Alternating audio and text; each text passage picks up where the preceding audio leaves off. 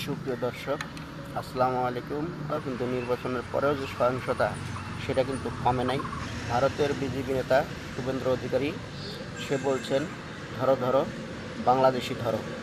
তা শুভেন্দু অধিকারীকে বলতে চাই যে ভাই, বাংলাদেশের প্রধানমন্ত্রীকেই তো আপনারা লালন পালন করতেছে আপনাদের বাসায়, আর আপনারা বলতেছেন বাঙালি ধরো, বাঙালি ধরো। যারা আপনার দেশে বাঙালি আছে তারা তো আপনার দেশের নাগরিক। আপনি কেন আপনার দেশের নাগরিকের উপর অত্যাচার চালাচ্ছেন? মুসলমান আজকে ভারতে লাঞ্ছিত, অপমানিত। আমরা জানি মুসলমানের রক্ত কখনো বেথা যায় না। মুসলমানের রক্ত যেই জমিনেতে পড়ে সেই জমিন ইনশাল্লাহ মুসলমানের জন্য স্বাধীন হয়ে যায়। আমরা মনে করি মুসলমানের রক্ত ভারতের জমিনে পড়তেছে, ভারতের জমিন একদিন মুসলমানের জন্য আজাদি হয়ে দাঁড়াবে।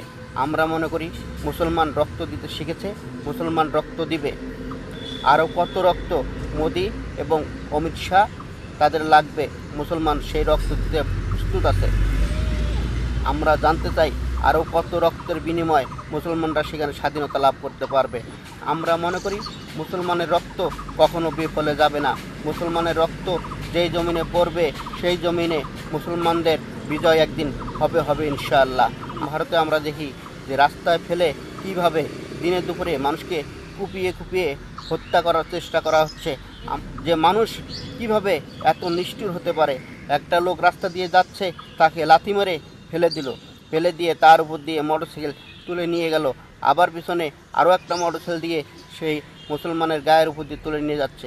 এই যদি হয় মুসলমানের অত্যাচারের ভারত, আমরা ভারতের সকল মুসলমান ভিডিওটা বেশি করে শেয়ার করুন, এবং এই শেয়ারের মাধ্যমে সারা পৃথিবীর যারা বিবেকবান মানুষ আছে তারা জেগে উঠবে। আর একদিন সকল মুসলমান জেগে উঠলে ভারত একদিন মুসলমানের বিজয় আসবে, ভারতে একদিন মুসলমানের কালেমার পতাকা বিজয় হবে ইনশাআল্লাহ।